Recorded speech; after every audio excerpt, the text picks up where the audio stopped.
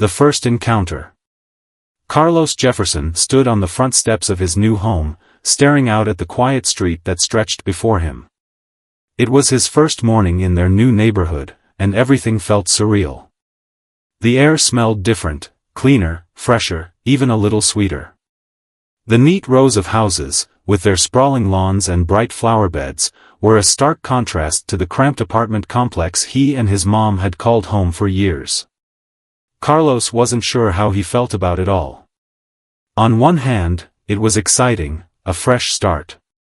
On the other, it was intimidating. He tugged nervously at the hem of his t-shirt, unsure if he belonged here. His mom, Maria, had told him this move was about opportunity, about giving him a chance to grow up somewhere safe, somewhere better. But Carlos couldn't shake the feeling that they stuck out, like a puzzle piece that didn't quite fit. "Go on," Maria urged from behind him, her voice soft but firm. "Take a look around. It's okay to explore." Carlos hesitated, then nodded. Slinging his backpack over one shoulder, he stepped off the porch and started down the driveway. He felt a flicker of courage. After all, wasn't this his neighborhood now too? As he wandered, his eyes darted from house to house, taking in every detail. The homes were massive, each one seemingly bigger and more elaborate than the last. Some had wraparound porches, others towering oak trees that cast long shadows over perfectly manicured lawns. He noticed the occasional curtain twitch as he passed, but he tried not to think too much about it. It was then that something caught his eye. Parked in a driveway just a few houses down was a car unlike anything he'd ever seen. Its sleek, metallic silver body sparkled in the sunlight, and its curved design made it look more like a spaceship than a car. The low growl of its engine still lingered in the air, as though it had just been parked. Carlos froze, his breath hitching in his throat. "Wow," he murmured under his breath, stepping closer for a better look. The car was a marvel, every detail spoke of precision and luxury. The rims glinted like polished mirrors, and the deep, red leather seats peeked through the slightly tinted windows. Carlos had seen cars like this before, but only in magazines or on TV. Seeing one up close was a different experience entirely. As he admired the car, he felt a mixture of awe and curiosity. Who owned something like this? Were they a famous athlete? A movie star? His imagination raced with possibilities.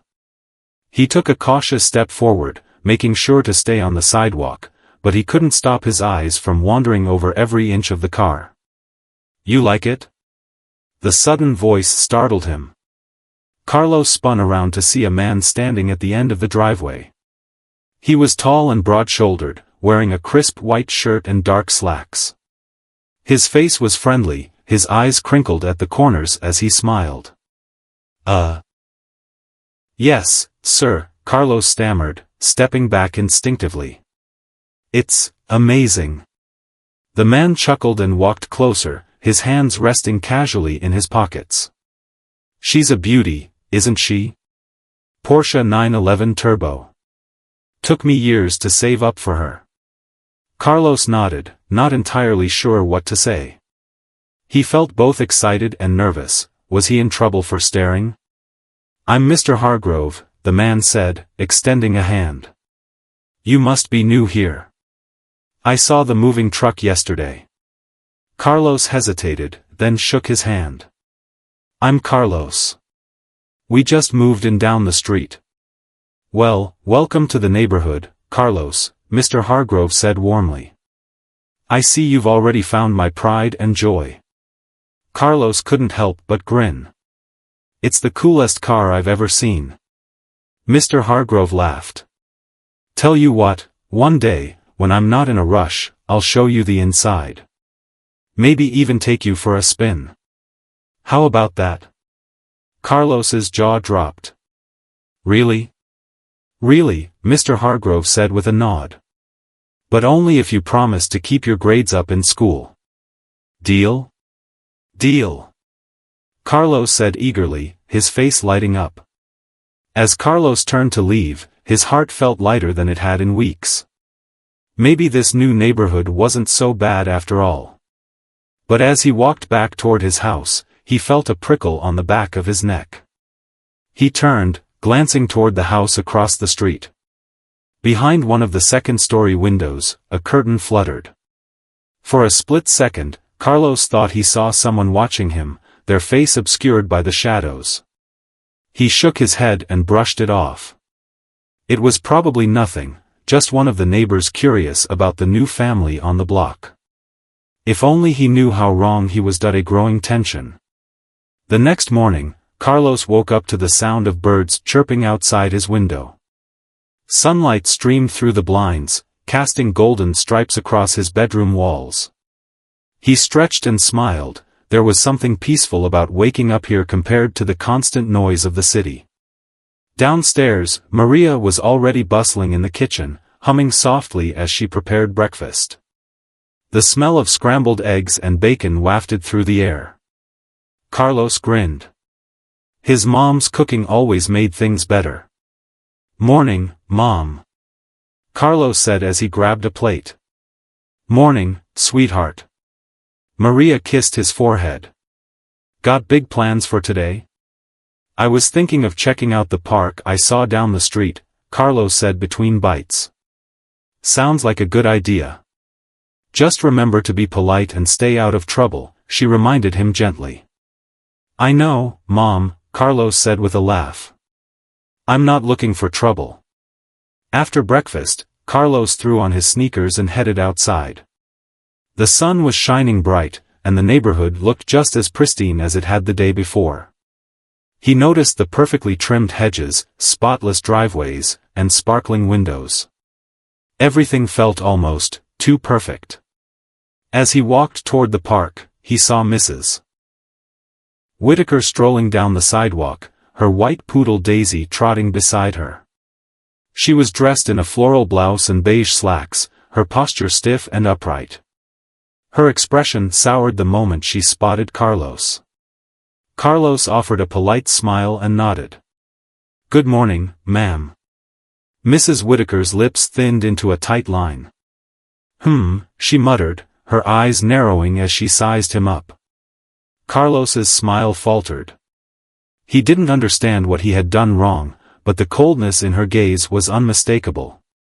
Daisy, however, seemed friendlier, wagging her tail and tugging toward Carlos. "You should keep to your own yard," Mrs. Whitaker said sharply, pulling Daisy back. "We like to keep this neighborhood respectable." Carlos blinked, confused. "I wasn't doing anything wrong," she huffed. "Just remember what I said." Without another word, she marched past him, her heels clicking against the pavement. Carlos watched her go, feeling a mix of frustration and hurt. He hadn't even been in the neighborhood for 2 full days, and already someone was treating him like he didn't belong. Shaking off the encounter, Carlos continued to the park. It was a beautiful space, with lush green grass, towering oak trees, and a small playground. A group of kids were playing basketball on the court, their laughter echoing through the air. "Hey, new kid," one of them called out. "Wanna play?" Carlos's face lit up. "Sure."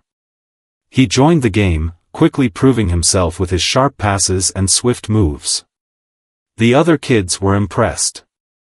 "You're pretty good," said a boy named Jamal, giving Carlos a fist bump. "You live around here?" "Yeah, just moved in," Carlos said proudly. "Cool. We're here almost every day after school," Jamal said. "You should come by more often." "I will," Carlos promised. As the game continued, Carlos felt a sense of belonging he hadn't expected. Maybe this place wouldn't be so bad after all. But as he made his way back home later that afternoon, his good mood was dampened by the sight of Mrs. Whitaker standing at the end of her driveway, talking to a group of neighbors. Their eyes flicked to Carlos as he passed, their expressions wary. "There he is," Mrs. Whitaker said loudly, not even bothering to lower her voice. "The new boy.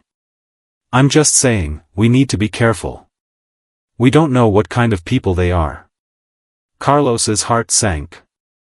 He kept walking, pretending he hadn't heard, but the sting of her words clung to him. When he reached his front yard, Maria was outside planting flowers in the garden. She looked up and smiled. "How was the park?" "It was great," Carlos said, trying to sound cheerful. Maria's brow furrowed. "Sweetheart, is something wrong?" Carlos hesitated, then shook his head. "Nah, it's nothing." But Maria wasn't convinced. "Carlos, you can tell me anything, you know that." "It's just, one of the neighbors," he admitted reluctantly. "Mrs. Whitaker. She said some stuff about us not belonging here." Maria's expression hardened. "Well, she doesn't know us, does she? And if she's going to judge without getting to know us, that's her problem, not ours." Carlos nodded, grateful for his mom's strength. "Yeah, I guess you're right." "Of course I'm right," Maria said with a smile. "Now, come help me with these flowers. Let's show this neighborhood just how beautiful our little house can be." Carlos grinned and joined her, determined not to let Mrs. Whitaker ruin their new beginning. But deep down, he couldn't shake the feeling that trouble was brewing, and that Mrs. Whitaker wasn't done with them yet. The accusation. The sun hung high in the sky, casting golden light across the peaceful neighborhood. Birds chirped from tree branches, and the faint hum of lawnmowers filled the air. Carlos Jefferson rode his bike down the street, feeling the wind rush against his face. His mind was clear, free from the usual worries about fitting in. For the first time, he was starting to feel like he belonged, like this neighborhood could be home. As he pedaled past Mr. Hargrove's house, he noticed that the shiny red Porsche wasn't in its usual spot. The driveway was empty except for a few scattered leaves. Carlos thought little of it. Maybe Mr. Hargrove had taken it out for a spin. Turning the corner, he decided to explore a little farther. The streets were quiet, lined with towering oak trees and sprawling front yards. Carlos smiled, imagining all the adventures he could have in this new place. Suddenly, the screech of a voice cut through the tranquility. "Thief! Stop right there!" Carlos's heart skipped a beat as he braked hard, nearly skidding off the sidewalk. He looked up to see Mrs. Whitaker storming toward him, her face twisted with rage. Her white poodle, Daisy, yipped nervously at her feet. "You! I knew it was you!" Mrs. Whitaker shrieked, pointing an accusing finger at Carlos. "Me?" Carlos asked, bewildered. "What are you talking about?" "Don't play innocent," she spat. "Mr. Hargrove's car is missing, and I saw you lurking around his driveway yesterday. You've been eyeing that car since you got here, haven't you? Admit it, you stole it." Carlos's mouth fell open. "What? No. I didn't take anything. I was just riding my bike." Neighbors began to gather, drawn by the commotion. Curious faces peered from behind windows and front porches. The whispers started almost immediately. "Isn't that the new kid? I heard they just moved in. Looks like trouble if you ask me." Carlos felt heat rise to his face. His hands clenched around the handlebars of his bike as he fought to keep his composure. "I didn't steal anything," he said firmly. "I swear." Mrs. Whitaker wasn't listening. She turned to the crowd, her voice dripping with self-righteousness. "I saw him with my own eyes, sneaking around that car. And now it's gone. What more proof do you need?" Carlos's heart pounded. He wanted to run, but he knew that would only make things worse. Instead, he stood his ground, willing himself to stay calm. "Call the police," Mrs. Whitaker demanded. "We'll get to the bottom of this." Carlos's stomach sank as a neighbor pulled out their phone. He glanced around, hoping someone would come to his defense, but the faces around him were filled with suspicion. Just then, Maria came rushing down the street, her face etched with concern. "What's going on?" she demanded, her voice steady despite the tension in the air. "This woman is accusing me of stealing a car," Carlos said, his voice trembling with frustration. Maria's eyes blazed with anger. "That's ridiculous. My son would never do such a thing." Mrs. Whittaker folded her arms smugly. "We'll see what the police have to say about that." Minutes later, the sound of sirens echoed through the neighborhood. 2 police cars pulled up, their lights flashing. Officers stepped out, their expressions serious as they surveyed the scene. One officer, a tall man with a calm demeanor, approached Mrs. Whittaker. "What seems to be the problem, ma'am?"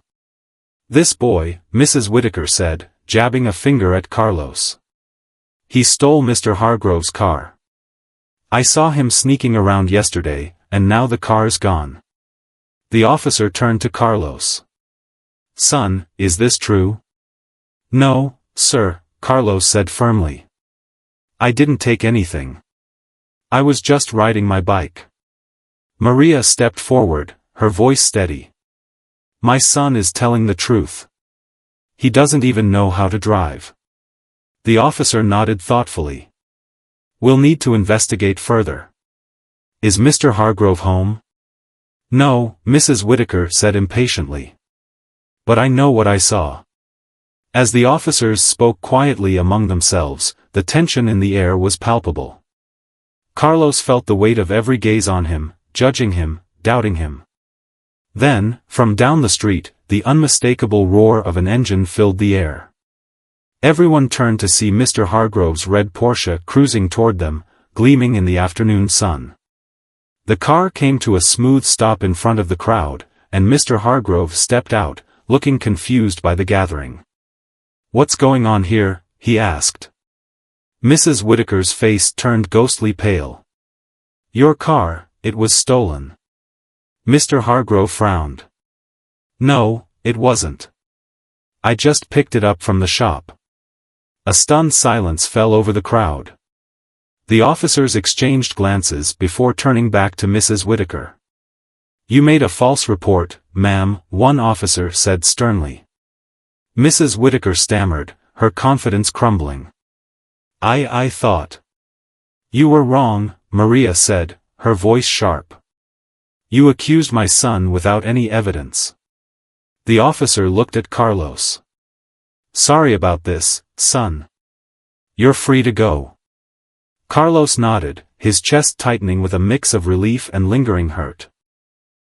As the police wrapped up their investigation, neighbors began to disperse, some murmuring apologies, others too ashamed to meet Maria's eyes. Mrs. Whittaker stood frozen, her face red with humiliation. I didn't mean." "You should think before you speak," Maria said coldly. "Maybe next time, you'll show a little respect." Carlos looked up at his mom, gratitude swelling in his chest. She had stood by him when it mattered most. As they walked back home, Carlos knew one thing for sure: he wouldn't let Mrs. Whittaker's prejudice define him. He was stronger than that, and so was his mom. The aftermath and an unexpected encounter. The next morning, the neighborhood seemed quieter than usual, as if still processing the previous day's drama. Carlos Jefferson sat on the porch steps, absently bouncing a basketball between his hands. The events from yesterday played on a loop in his mind: Mrs. Whittaker's accusations, the neighbors' stares, and the flashing lights of the police cars. Despite Mr. Hargrove clearing everything up, Carlos still felt a lingering unease. He had always heard stories about people being judged unfairly, but experiencing it firsthand was something entirely different. "You okay, sweetheart?"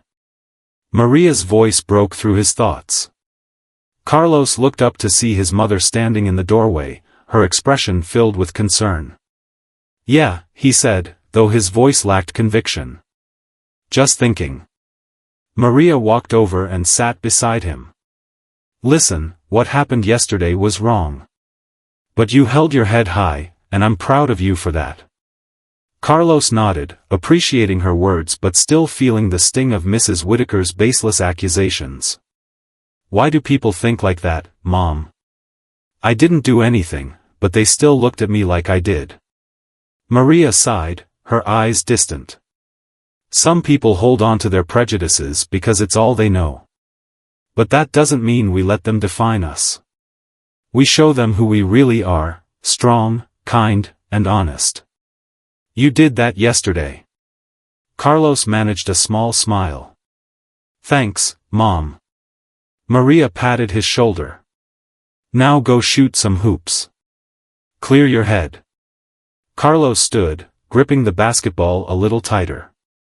Okay. I'll be back before dinner. Be safe, Maria called as he jogged down the driveway. The basketball court at the neighborhood park was empty when Carlos arrived. The rhythmic thud of the ball against the pavement echoed through the air as he dribbled and took shots. With each swoosh of the ball through the net, he felt some of the tension ease from his chest. Lost in the game, he didn't notice someone approaching until a voice called out, "Mind if I join?" Carlos turned to see Mr. Hargrove, dressed casually in a t-shirt and sneakers, holding a water bottle. "Sure," Carlos said, surprised but pleased. Mr. Hargrove smiled and walked onto the court. "I figured I owe you a game after all that nonsense yesterday." Carlos shrugged. "It wasn't your fault." "No, but it happened on my watch," Mr. Hargrove said, bouncing the ball a couple of times.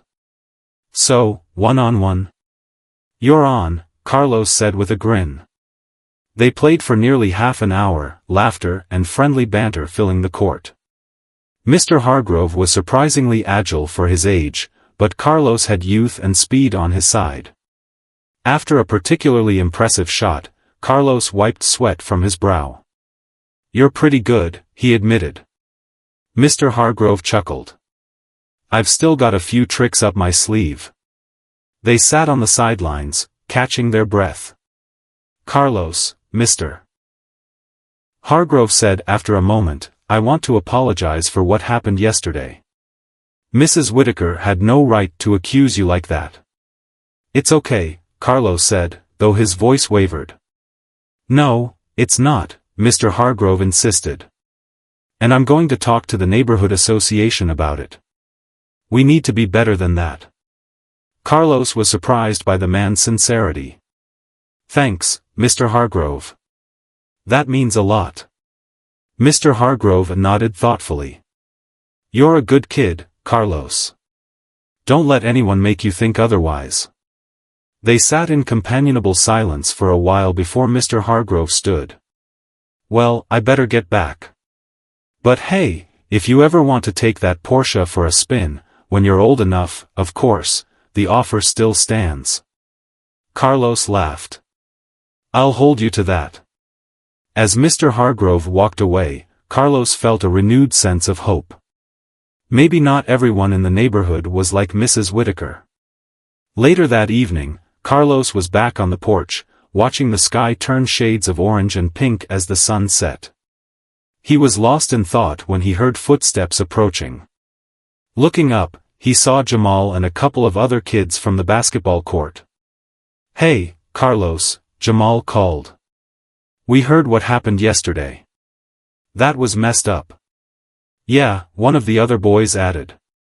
"Mrs. Whitaker's always been like that. Don't let her get to you." Carlos felt a warmth spread through his chest. "Thanks, guys." Jamal grinned. "Wanna come hang out?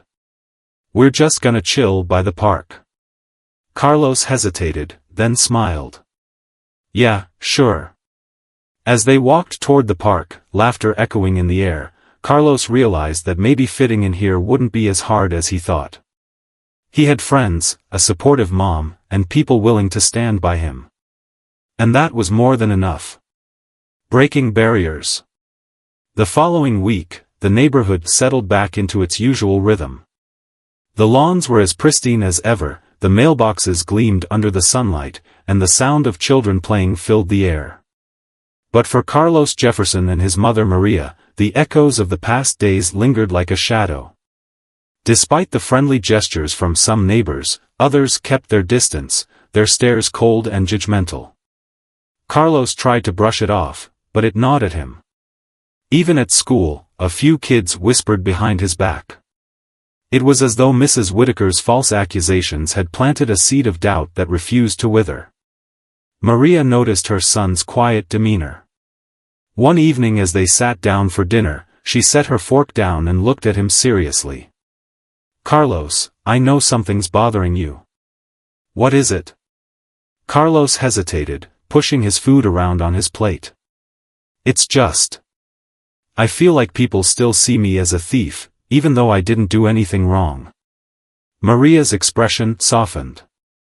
"People's opinions aren't always easy to change, sweetheart. But you can't let their ignorance hold you back. Remember what I always tell you?" Carlos nodded. "Be proud of who I am, no matter what anyone says." "Exactly," Maria said firmly. "And you've got nothing to prove to anyone except yourself." Her words stayed with Carlos, though it was easier said than done. A few days later, an unexpected opportunity presented itself. The neighborhood association announced a community event, a charity car wash to raise funds for a local youth center. Families were encouraged to participate, and volunteers were needed to help run the event. Maria read the flyer aloud at breakfast. "Sounds like a great way to meet more of the neighbors," she said, her tone upbeat. "What do you think?" Carlos shrugged. "I guess." Maria arched an eyebrow. "Guess? Or yes?"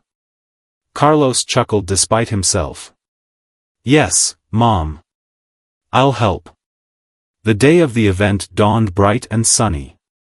The car wash was set up in the neighborhood park's parking lot, with hoses, buckets, and sponges neatly arranged. Music played from portable speakers, creating a lively atmosphere.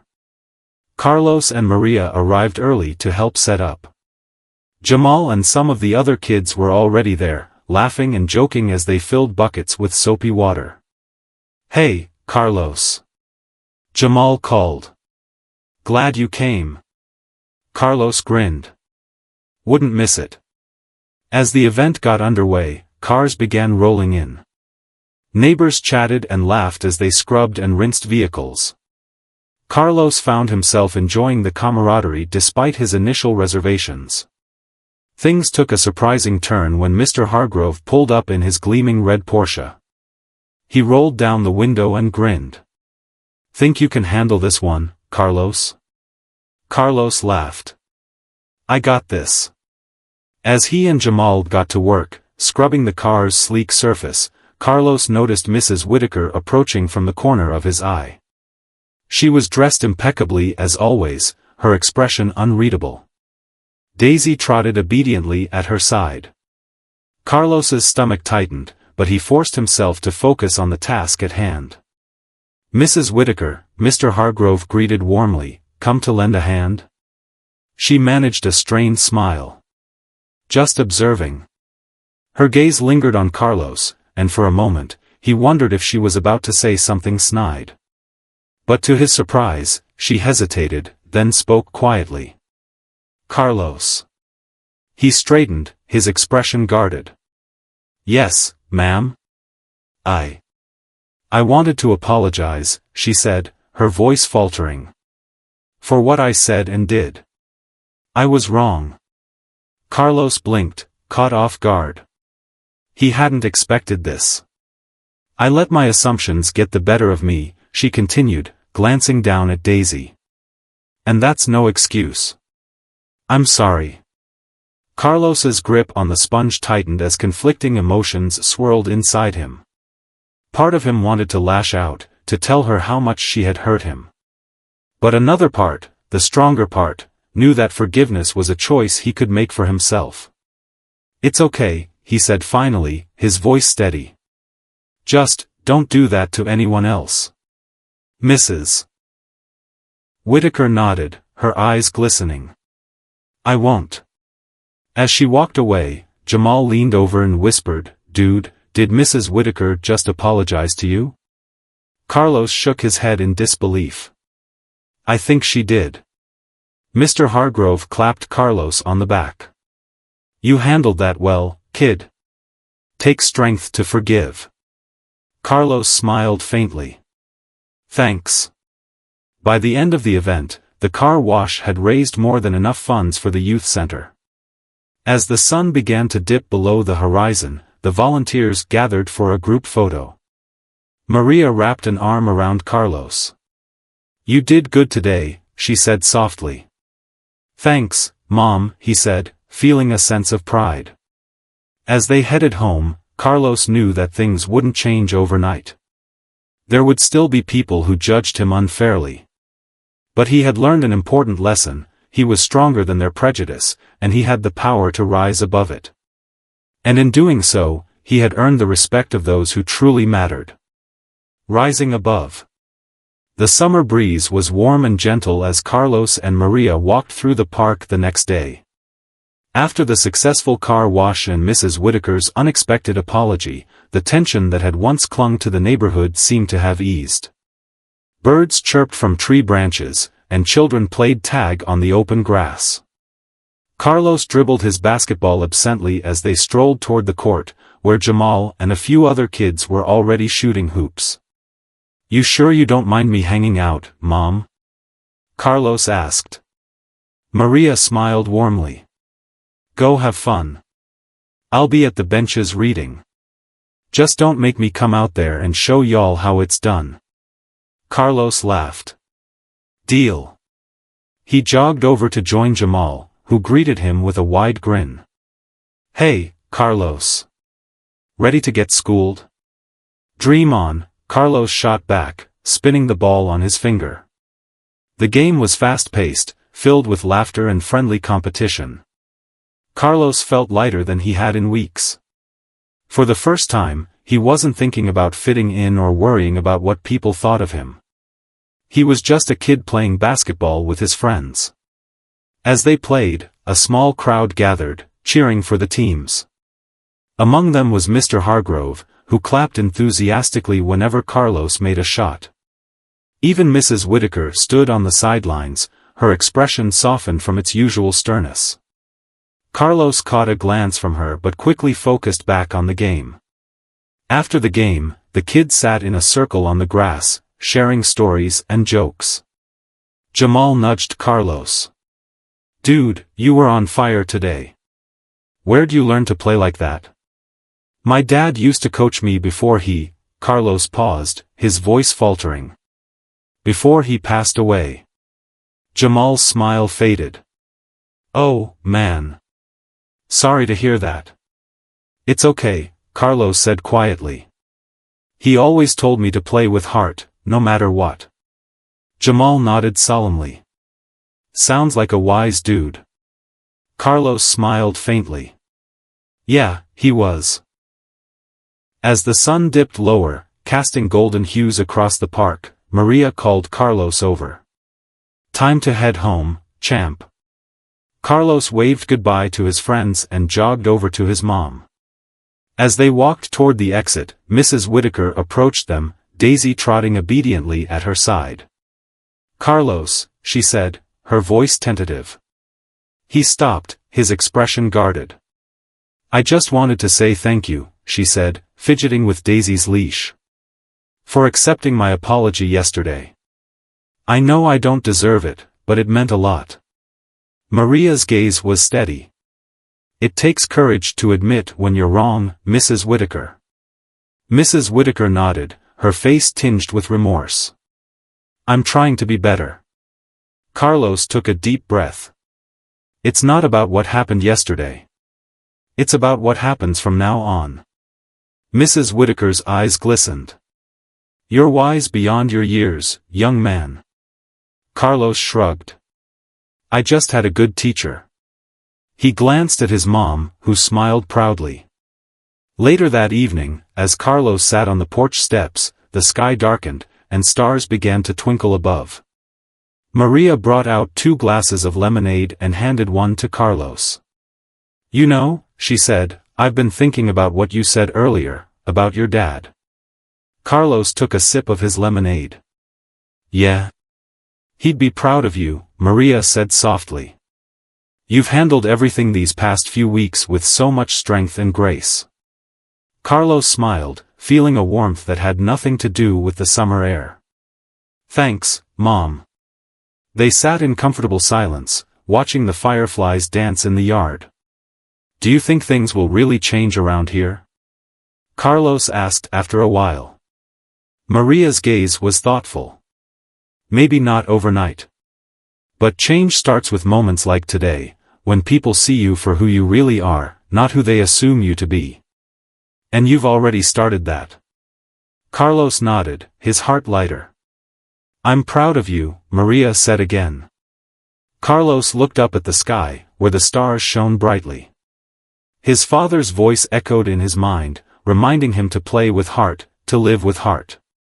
And Carlos knew that no matter what challenges came his way, he would rise above them, stronger, wiser, and unshakably proud of who he was.